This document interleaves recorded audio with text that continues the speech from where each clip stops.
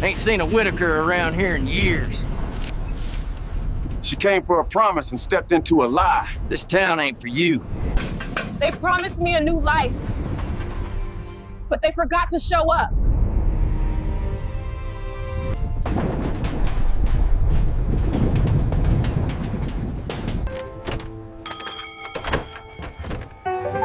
That king wanted me silent. They took everything from her family, but she brought it all back. Every name, every acre, every truth they buried. She came with nothing but a map and turned stolen land into a future no one could take. The rejected stranger. The wind howled across the dry plains of Silver Creek, Montana, dragging along the scent of dust smoke and broken promises. Celina Hart stepped off the train, wearing her only good dress, a faded blue cotton number with hand-stitched lace cuffs, and a modest hat she'd bought at a church sale in Chicago. She clutched a worn suitcase to her chest, as if it were the last piece of her dignity, which, in a way, it was. She glanced around the wooden platform. No one was holding a sign. No man approached with flowers or a smile. The only ones paying her any attention were a pair of boys with dirt on their faces, and the station clerk who squinted at her from behind the ticket window, like she didn't belong. Celina scanned the telegram again. "Come to Silver Creek. I'll be waiting. You're the woman I've been praying for." Thomas W. She'd received it 6 weeks after replying to an ad for a mail-order groom, a quiet widower who claimed he wanted a partner to share his land and his life. But now no one stood before her. Just wind. Just silence. "Excuse me?" she asked the station clerk, walking up. "Is there a Mr. Thomas Whitaker waiting here?" The man snorted. "Ain't seen a Whitaker round these parts in years. You sure you're in the right place? I have this." She showed him the telegram, its edges curled and stained from her long trip west. The clerk barely glanced at it. "Looks like you've been had, miss." Celina's mouth went dry. She had sold nearly everything, her teaching materials, her winter coat, even her mother's keepsake brooch, to afford this trip. She had hoped to leave behind the shadows of the city, the endless rejection, the daily exhaustion of proving she belonged. She thought she was walking into a new life, a promise. Instead, she had been scammed. A man coughed behind her deliberately loud. When she turned, a tall man with a sheriff's badge and a worn leather belt stood just a few feet away. "You the woman off that train?" he asked. "I am." He frowned, squinting at her skin. "Don't get many colored folks out here. Silver Creek ain't the friendliest." She lifted her chin. "Then maybe it needs a little change." He didn't smile. "Just watch yourself. Ain't everyone gonna take kindly." The sheriff walked off, spitting tobacco near the platform's edge. Celina sat down on the bench and closed her eyes. Her thoughts spiraled with fear and disbelief. Her money was nearly gone. She had no return ticket. And worse, no one waiting for her. But even as despair gripped her, something inside refused to give in. It wasn't the first time someone had tried to erase her. It wouldn't be the last. Her grandmother had told her that women like them carried steel in their spine and fire in their chest. "We weren't born to be quiet," Grandma Netta used to say. "We were born to survive." And survive she would. What no one at that lonely platform knew was that Celina wasn't just a teacher with nowhere to go. In the false lining of her suitcase, sewn carefully beneath old poetry books and family photos, was a hand-drawn map passed down from her grandfather, one that led to a stretch of land just outside Silver Creek. That land, rich with rare minerals and spring-fed soil, had been stolen from him decades ago by men who thought his blackness made his ownership a joke. Celina hadn't just come here for a man. She came for justice, for restoration, for a reckoning. She just didn't expect to have to fight for it so soon. The stranger with the storm in her eyes. The next morning, Celina awoke on a straw-stuffed cot inside the back room of Ma Liddy's diner, a crumbling building near the station that smelled like burnt coffee and old gossip. Ma Liddy, a gray-haired, stone-faced woman with sharp eyes and a sharper tongue, had taken one look at Celina the night before and said, "Girl, you look like you've been kicked by God himself. Come on in." She'd offered her food and a bed for one night. No promises, no warmth, just a nod of decency. Celina sat at the edge of the cot, trying to gather her thoughts. Her hands trembled as she unfolded the map hidden in her suitcase, the paper yellowed and brittle with age. A red X marked a parcel of land northeast of the town, labeled Freeman's Hollow, in her grandfather's ornate script. She traced the lines with her fingertip, remembering the way he used to speak of it, like it was Eden itself. That land was meant to raise children, not bones, he used to say. But men took it with smiles and signatures soaked in lies. Celina folded it back and hid it away. She had no plan yet. But she needed one. She needed someone who could tell her who owned that land now, or at least someone who wasn't looking at her like she was a problem that had to be solved or shipped away. That someone walked into Ma Liddy's at noon. The brass bell above the door rang as a tall man entered sun-tanned skin, worn boots, and a button-down rolled to the elbows. He nodded politely at the waitress, then stopped when he saw Celina eating at the corner booth, sipping thin soup like it was fine cuisine. "You're not from here," he said gently, his eyes sharp but curious. "No, sir." He walked over, not sitting down, just studying her the way a rancher studies an unfamiliar colt, watchful, reserved. "I'm Jonah Callahan," he finally said. "I own Windmere Ranch north of town." Celina looked up, surprised. She had heard the name. He was the man half the town called crazy, and the other half called untouchable. A former Yale man turned recluse after losing his wife in a fire 10 years prior. Since then, he'd built one of the largest ranches in the territory and refused to join the mayor's council, the church board, or any of the so-called town circles. Celina wiped her mouth carefully and stood. Celina Hart. "I was supposed to meet someone here, but that turned out to be a lie." Jonah looked at her, really looked, and said, "You traveled here alone?" "Yes." "You have family nearby?" "No." He tilted his head. "Then I'll walk you back to the station. I'm not going back." He blinked. Celina took a deep breath. "I came here for a new life, and I intend to build it. Scam or not." There was a flicker of something in his eyes, respect maybe, or recognition. Ma Liddy appeared at that moment, eyeing Jonah with a mixture of suspicion and protectiveness. "She's no trouble, Callahan. Let her be." Jonah turned to the older woman. "I didn't say she was, just offering her a job." Celina's eyes widened. "I've got a library on my land. Never organized it. Thought it was time, if you're willing." Ma Liddy's mouth twitched. "You hiring help now, Jonah, since when?" He didn't answer. Celina studied his expression. There was no pity there, no hidden malice. Just a man who had seen too much loss and maybe recognized it in someone else. "I accept," she said softly. Jonah gave a short nod. "We leave in an hour." And just like that, her future shifted. What neither Jonah nor Ma Liddy knew was that Celina had chosen to say yes, not just because she needed a job, but because Windmere Ranch sat less than a mile from the land once stolen from her family. She would go there. She would find out who held the deed now, and she would dig through records, memories, and lies until she unearthed what was rightfully hers. Echoes from the hollow. The journey to Windmere Ranch took nearly 2 hours by wagon. The land stretched endlessly on both sides, rolling hills dotted with pines, golden grass swaying like whispers in the wind. Celina sat beside Jonah, her hands gripping her suitcase tightly, her eyes flicking to every turn in the road. She was memorizing it, mapping it. She needed to know how to return alone when the time came.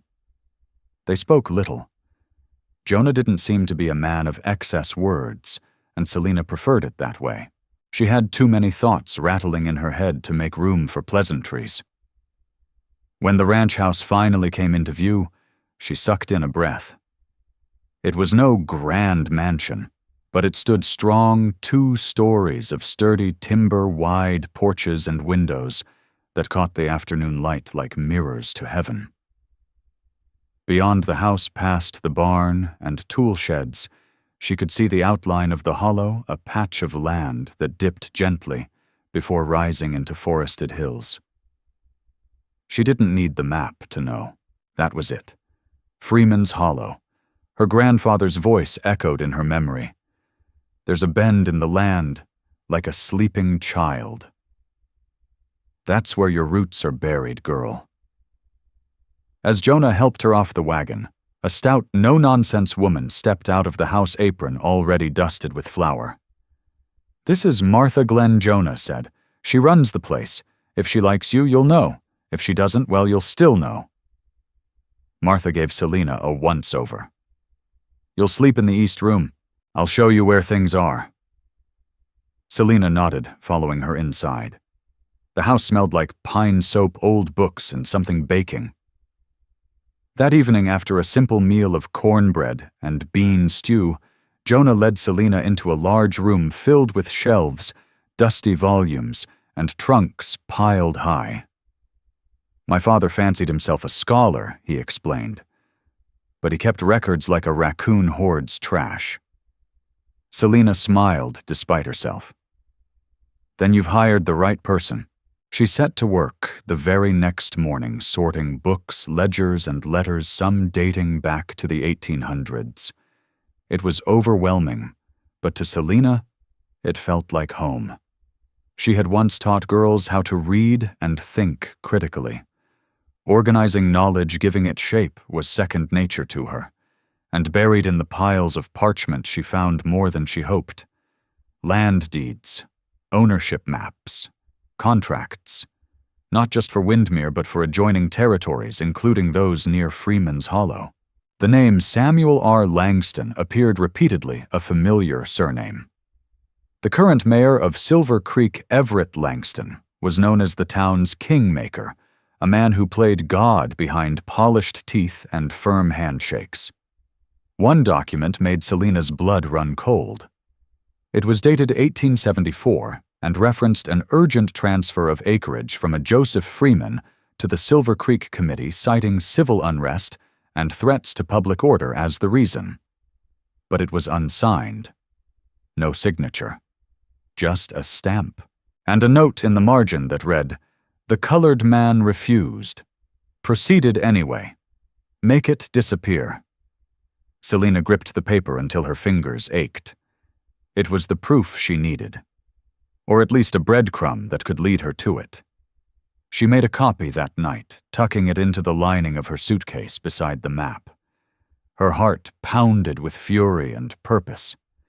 They had taken everything from her grandfather, his land, his dignity, even his story. But she was still here, still standing, still fighting. Outside, the wind swept through the trees like it had a secret to tell. And Celina listened. The mayor and the map.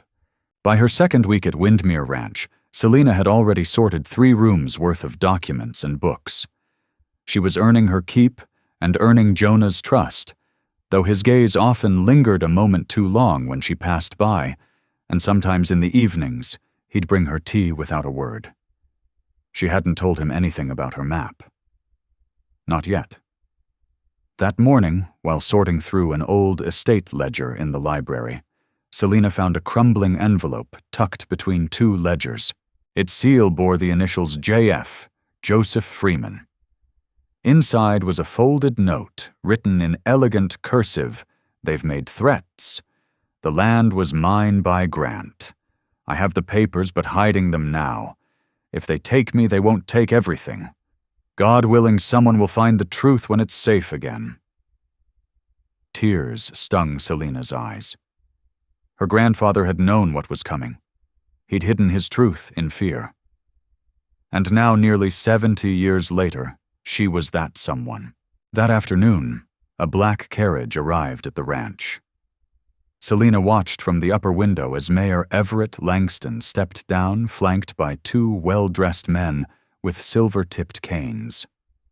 Everett was a tall man, trim, and smiling like a man used to winning. But his eyes were like frost. She hurried downstairs, smoothing her blouse as she passed Martha in the hall. "Langston's here," Martha muttered. "Lord help us. That snake's never up to anything good." Jonah met the mayor outside, arms crossed.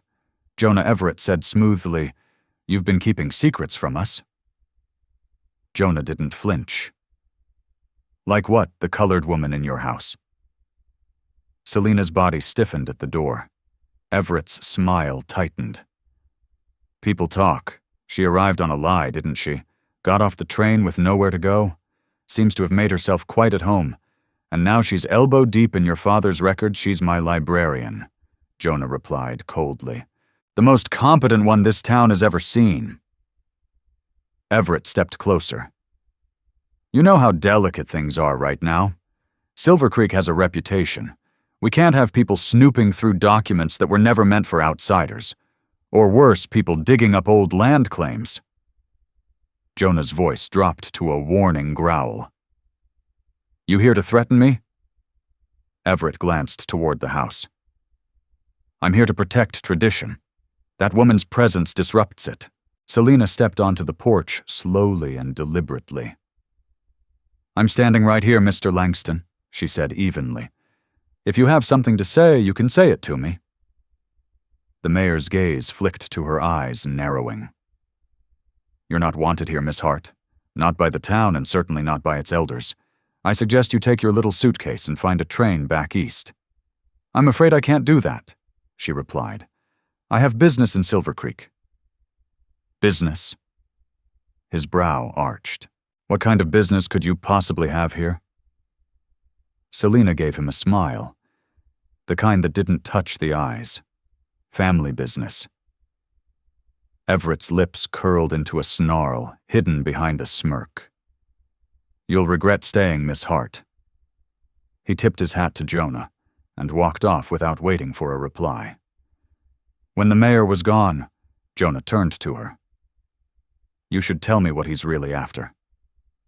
Celina looked down at her hands. "Soon," she said. "I promise." "But not yet." He stared at her a long moment, then nodded once. "All right. But you watch your back. Langston doesn't make empty threats." Celina returned to the library, her heart pounding like a war drum. She knew now for sure Langston had something to do with her grandfather's land. And the clock had started ticking. But what Langston didn't know was that Celina had the one thing he feared most. The truth. The hollow and the fire. That night, Celina couldn't sleep. The weight of the map and the crumbling letter from her grandfather pressed against her chest like a stone. The mayor's visit had confirmed what she already suspected: someone in Silver Creek, likely several someones, had built legacies on stolen ground. She slipped from bed just after midnight, her boots tied tight, a lantern in hand. The house creaked in the silence, like it too was holding its breath. From the top stair she could just make out Jonah's silhouette through the frosted glass of his study, a faint glow of oil light behind him. But she didn't stop. Tonight she would go to Freeman's Hollow. The walk was longer in the dark, the air cool and damp. The land sloped gently down into the hollow, just as her grandfather had described, and as she stepped through the wild grass and soft brush, she felt a strange warmth in her chest. She reached the base of the hill and held up her lantern. There. a patch of stone foundation covered by moss and roots. She knelt beside it, brushing away time with trembling fingers. There were scorch marks like something had burned here long ago. Her heart cracked. This must have been her grandfather's cabin, the one he built after receiving the land, the one he was driven from. A small wooden marker peeked from under a pile of rocks nearby, the etching nearly gone, but not quite. JF 1868 Joseph Freeman. He had marked this place, claimed it, but the town had erased him. Celina knelt in the soil, tears running down her cheeks. It wasn't just land, it was memory, legacy. And even though it was night and she was alone, she whispered, "I'm here. I found it. I promise I won't let them bury you again." The next morning, Jonah found her asleep on the porch steps, wrapped in a blanket, her boots muddy, the lantern empty. He didn't ask where she had gone. Instead, he handed her a cup of coffee and sat beside her silent for a long time. Then softly, "I lost my wife 10 years ago," he said. She was strong, loud, unapologetic. Town hated her, thought she was trying to change too much too fast. One night someone set fire to the schoolhouse she built. Celina turned toward him, eyes wide. "She died in that fire," he continued. "They never found who did it. But I knew. Langston." He nodded once. "I was afraid," he said. "Afraid if I pushed, they'd burn something else down. So I stayed quiet, built my land, paid my taxes. Shut up." Celina looked away, her voice shaking. "I'm tired of shutting up." Jonah glanced down. "Then let's make some noise." That afternoon, Celina returned to the library and began copying documents by the dozen land ledgers, tax rolls, oil rights, even the town's incorporation papers. She filled a satchel with evidence. Then she wrote a letter, long, firm, and undeniable, to the State Historical Commission. If she couldn't win in Silver Creek, she'd take the fight above them. But just as she sealed the envelope, the side door burst open. Martha ran in, pale and breathless. "Fire," she gasped. "The barn, they set the barn on fire." Jonah was already running. Celina followed, the satchel still clutched in her hand. By the time they reached it, the flames were roaring. Men from the ranch were throwing buckets, screaming commands. But the fire was too fast. Too wild. As Celina stared at the blaze, something sharp twisted in her chest. They were trying to scare her, to erase her again. But they didn't know who they were dealing with. Not anymore. A reckoning in the dust. By dawn, the barn had collapsed into a smoldering skeleton of beams and ash. 2 horses had died. A store of winter feed was gone. And the ranch hands, red-eyed and exhausted, stood silently as Jonah surveyed the wreckage. Celina stood beside him, the satchel still clutched tight against her chest like a shield. Jonah turned to her slowly. His face was streaked with soot, but his eyes were sharp. "We both know who did this." "Yes," she said. Langston's warning wasn't a threat. It was a blueprint. Jonah looked toward the town, the rising sun casting long shadows down the hills. "He wants to break you, make you afraid enough to run." Celina shook her head. "I've been afraid before. This time I'm ready." He didn't argue. He just nodded once and said, "Then let's go into town." The townsfolk of Silver Creek weren't used to scenes. They were used to secrets passed in hushed tones at the general store, concealed behind fake smiles, at Sunday sermons whispered behind doors that never quite closed. But that morning, Jonah Callahan and Celina Hart marched straight into City Hall, covered in dust and smoke, carrying a satchel full of buried history. The clerk looked up, startled. "Mr. Callahan, we need a meeting," Jonah said flatly. "Today. Full council. Everyone. They're not in session. They are now." Within the hour, the council chamber was packed. Farmers, merchants, pastors, even children drawn by the smell of scandal. Mayor Langston sat at the head of the long oak table flanked by his usual loyalists. He looked up with a plastic smile. Mr. Callahan. Miss Hart. This is highly irregular. Jonah didn't sit. He unrolled a scorched blueprint and slammed it on the table. That was my barn. Burned last night. A murmur rippled through the room. I don't suppose any of you would know why. Langston folded his hands. Tragedy. Fires happen in dry season. Celina stepped forward. And sabotage happens when someone gets too close to a truth you've buried for decades. She opened the satchel and began laying out documents one by one on the council table. The 1874 letter, the forged deed, transfer the map, the sealed will of Joseph Freeman. Each paper landed like a nail in a coffin. Langston's smile faltered. Celina's voice rang out clear and strong. This town was built on stolen land. My grandfather Joseph Freeman was given that land legally in 1868 after the war. He built a life there until he was driven out.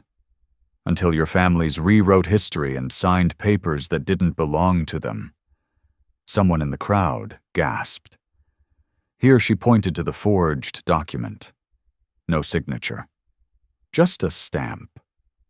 Witnesses were all members of what you now call the Council of Founding Families. Langston stood suddenly face-flushed.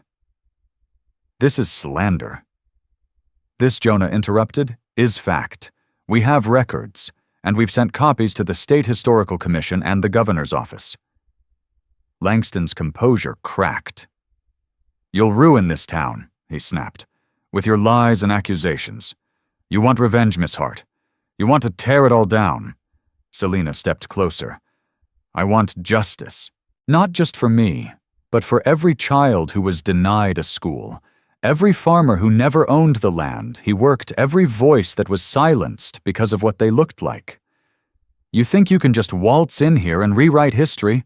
I'm not rewriting it, she said. I'm finally telling it.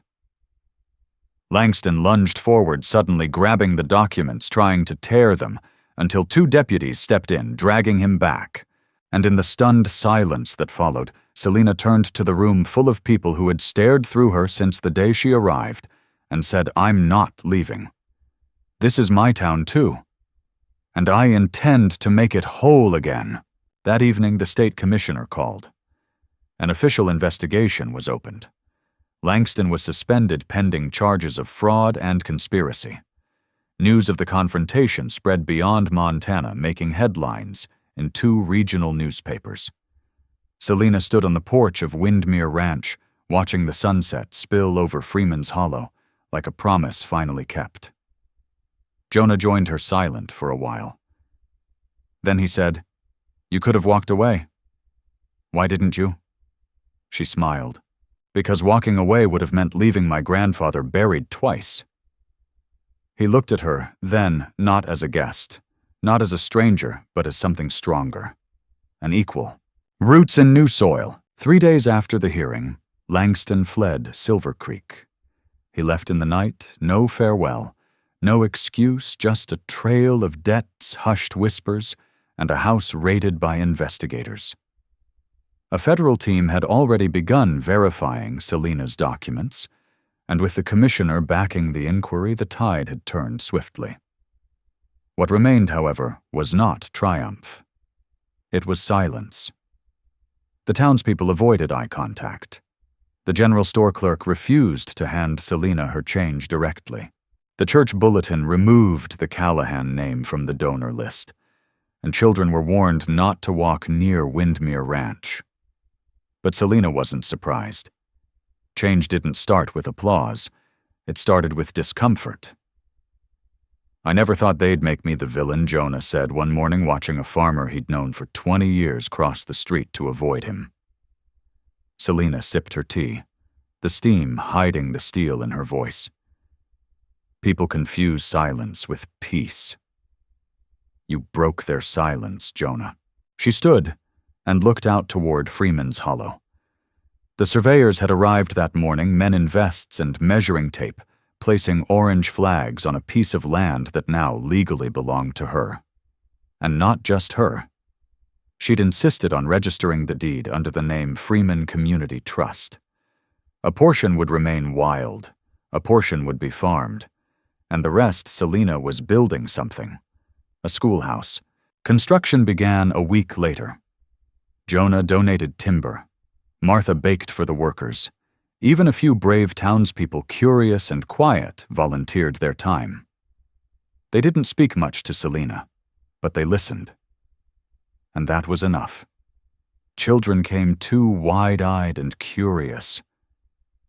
"Are you really a teacher?" One girl whispered, "No older than 8. "I am," Celina smiled. "And if you want, I'll teach you how to write your name in script so fancy your mama will frame it." The girl giggled, and the next day she brought 2 friends. That was how it began. Jonah built her a writing desk from scratch. He didn't say much when he gifted it, just carried it into the unfinished schoolhouse, placed it in front of the window, overlooking the hollow, and nodded. But later that night, he found her sitting at the desk, head bowed over an old notebook. "What you writing?" he asked gently. Celina looked up, smiling. "My grandfather's story." She turned the page. Her voice softened. "And mine." Jonah stepped closer. "You ever think of what's next?" She blinked. "You mean after the school opens? No. I mean, for you. For us." Celina closed the notebook slowly. For a long time she didn't speak. "Then I came here to find justice, not love, I know. But I think maybe I found both." He sat beside her, their shoulders touching, their silence thick but warm. That Sunday, Celina returned to church. Alone. Heads turned. Whispers followed her from the pews to the pulpit. But she kept her spine straight and her eyes forward. When the sermon ended and the pastor asked if anyone had something to share, Celina stood. She walked to the front, turned to face the congregation, and spoke clearly. "I know I'm not what you expected. I know I forced you to see things you didn't want to. But I didn't come here to destroy Silver Creek. I came to restore what it could be." And then she left no grand speech, no invitation, just truth. That week, the first 10 children registered for fall classes at Freeman Hollow School. 3 mothers donated books. And when the sign was finally hammered into the dirt road that led to Windmere, it read, "Freeman Hollow, a place for all." The weight of a name? Summer faded into fall, and Silver Creek began to change, not all at once, and not without resistance, but slowly, like ice thawing under a steady sun. The first day of school was a crisp September morning. Celina stood at the door of Freeman Hollow School, wearing a deep green dress and a soft shawl her grandmother once made. 10 children sat in the single-room classroom fidgeting with slates and pencils. But when she spoke, they hushed. "Welcome," she said gently. "You are the beginning of something new." And in that moment, they believed her. That afternoon, as Celina tidied the desks, she heard wheels crunching down the gravel path. She stepped outside and saw a carriage she never expected to see again. Ma Liddy stepped out. She held a wrapped parcel and wore her usual frown, but there was something softer in her eyes. "I made pie," she muttered. "Didn't know if teachers still liked pie." Celina blinked. "We do." Ma Liddy hesitated, then handed over the parcel. "I was wrong about you. Thought you'd cause a mess, but maybe a mess was what we needed." Celina smiled. "Thank you." Behind her, Jonah leaned in the doorway, arms crossed, watching silently. Ma Liddy glanced at him, then back at Celina. "You keeping him in line?" "Trying." Ma Liddy gave a rare chuckle, then climbed back into her buggy and rode off, no fanfare. No apology, just that simple gift of pie and acceptance. Later that week, the mayor's replacement arrived. A modest man named Thomas Meeks, who'd served as a quiet town accountant for years. In his first public address, he shocked everyone. "I want to personally thank Miss Celina Hart," he said, standing on the steps of City Hall. "Because of her, we're reviewing every land grant in this county. If we missed something in the past, we'll fix it now." Not everyone clapped, but no one walked away. That night, the town paper ran the headline, "Silver Creek faces its history and its future." As weeks passed, Celina found herself becoming something she never intended, a symbol, not just of justice, but of hope. Families came from other towns, black, white, Mexican, even native. Some came for the school. Some came just to shake her hand. Some brought their own stories of buried injustice and asked how she did it. She never said, "I did it alone," because she hadn't. She had her grandfather's map, Jonah's land, Martha's loyalty, even Ma Liddy's skepticism. All of them had been part of the soil she planted her dream in. But still, people asked Miss Hart, "Why didn't you just take the land and run?" And she'd answer the same way every time. "Because I'm not here to own land. I'm here to give it meaning." One evening, while sorting the school's growing shelf of books, Celina found a sealed letter, handwritten, no return address. She opened it carefully. Inside was a single note. "My great-grandfather was one of the men who signed that forged deed. I've lived with that shame all my life. Thank you for doing what we never had the courage to. Below it, a donation slip for $5,000 anonymously given." Celina sat down, stunned.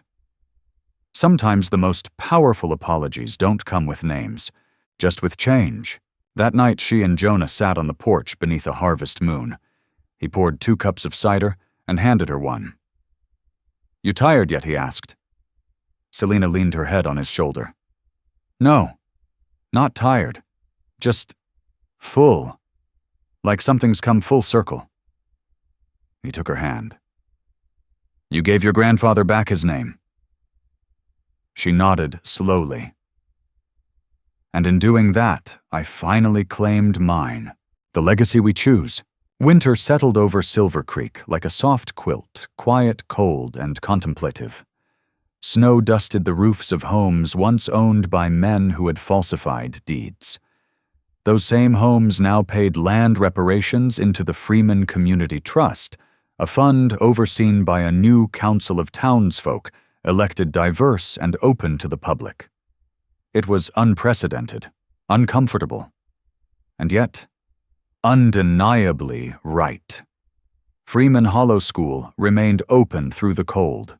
Each morning Celina lit the stove herself, and when the wind howled outside, she read aloud to the children stories of Harriet Tubman, Chief Joseph Clara Barton, stories of resilience and dignity. The children listened wide-eyed, not just to the tales, but to her voice, clear, unwavering, full of both pain and peace. Because that's what Silver Creek had learned through Celina Hart. Justice is not loud, but it is lasting. One Sunday just before Christmas, Jonah surprised her with something unexpected. He led her into the old Windmere Library, where they had first pored over dusty ledgers and buried truths. Only now the shelves had been restored, labeled, curated. In the center sat a podium. On it, a bound book. Celina stepped closer. The Freeman records. A living archive inside were photographs, maps, court filings, journal entries, and letters, pieces of her journey. Pieces of her grandfather's. Pieces of the town's reckoning. Jonah had compiled it in secret alongside the new history teacher from town. Her fingers trembled as she turned the first page. "You built this," she whispered. He nodded. "So no one can ever say it didn't happen." She turned to him, speechless. Then she kissed him. Not a soft storybook kiss, but one filled with everything they had survived: flame and silence, hope and defiance, grief, and restoration. Their wedding was held in spring, not at a church, not at City Hall, but in the clearing of Freeman's Hollow beneath a cottonwood tree where a cabin once stood, and where now benches and wildflowers lined a simple arch.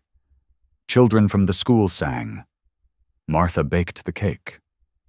Ma Liddy insisted on doing Celina's hair, grumbling the entire time, but dabbing her eyes behind her apron. The entire town came, even those who once crossed the street to avoid her, because now they saw her, not just a black woman who arrived on a lie, not just a teacher or a bride, but a builder, a restorer, a daughter who stood taller than the weight of 100 years. And when they kissed beneath the cottonwood, a gust of wind swept through the hollow. Celina liked to think it was Joseph Freeman smiling, finally free. Weeks later, a small bronze plaque was installed near the schoolhouse in memory of Joseph Freeman, whose land became a legacy and whose descendant turned truth into home. At night, Celina often stood on the porch of their newly built home, holding Jonah's hand, watching the stars. "This started with rejection," she said once. Jonah looked at her, and became a resurrection. She smiled, eyes shining, not just of land, but of who I am, of what I came from. He nodded. "And what you're leaving behind?" Because the story of Silver Creek didn't end with land returned, or a school built, or even a wedding in a hollow. It ended and began again with a single truth. Sometimes the most radical thing you can do is stay. Reflection, lessons, and a life worth living. When I reflect on Celina Hart's journey, I don't just see a story of injustice and restitution. I see a blueprint for what it means to heal, to rise, and to build something bigger than pain. Her path wasn't paved with easy victories or polite applause. She arrived in Silver Creek a stranger, betrayed, lied to, and utterly alone. But it was in that very brokenness that she found her strength. Not the kind forged in vengeance, but the kind born from vision. She could have walked away with the land, sold it, fled, left them to wrestle with the shame of their history. And yet, she stayed. Because staying meant rewriting the ending. It meant planting her roots in the same soil that once tried to reject her, and choosing to nourish it instead of scorch it. What makes this story powerful isn't just the exposure of a town's corruption, or the poetic justice of land returned to its rightful heir. What makes it unforgettable is how Celina chose to use her victory. She didn't demand an apology carved in stone. She built a school. She didn't call for revenge. She hired neighbors' children as students. She didn't ask for recognition. She earned respect by rewriting the very narrative of belonging. That's the deepest lesson buried here. Justice is not about destruction. It's about reconstruction. True strength isn't in how hard you strike back, but in how deeply you build forward. Sometimes the most radical act a person can do is forgive, and stay, and lead. This story echoes far beyond Silver Creek. In every small town, every boardroom, every broken system, every place where people are told, "You don't belong here," there's an opportunity to say, "Actually, I do, and I'll prove it by what I build." We live in a world still trembling with prejudice, misunderstanding, and the inherited fear of difference. But Celina reminds us that history doesn't just live in dusty documents. It lives in us. And if we are brave enough, humble enough, and resilient enough, we can do more than remember history. We can rewrite it with open hands, with fierce hearts, with legacy.